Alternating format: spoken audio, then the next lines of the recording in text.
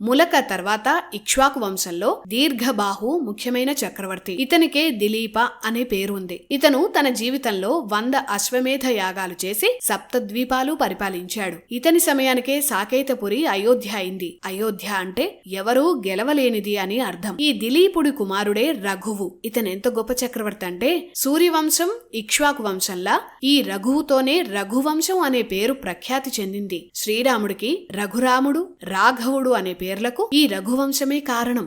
ఇతనే భరతఖండాన్ని సుస్థిరంగా పరిపాలించాడు. ఇతని కాలంలో శత్రువులే లేరు. శ్రీరాముడికి కూడా ఈ రఘుమహారాజు పాలనే ఆదర్శం. రఘుమహారాజు కుమారుడు అజమహారాజు. అజమహారాజు కుమారుడు దశరథుడు. దశరథుడి కుమారుడే శ్రీరాముడు. శ్రీరాముడు తండ్రి దశరథ అని అందరికీ తెలుసు. కానీ శ్రీరాముడు తాతగారి పేరు అజమహారాజు. శ్రీరాముడు ముత్తాతగారి పేరు రఘువు. అందుకే శ్రీరాముడిని రఘువంశ కుల తిలక అంటారు. వినీ టాయ్స్ అమెజాన్లో కూడా లభ్యం.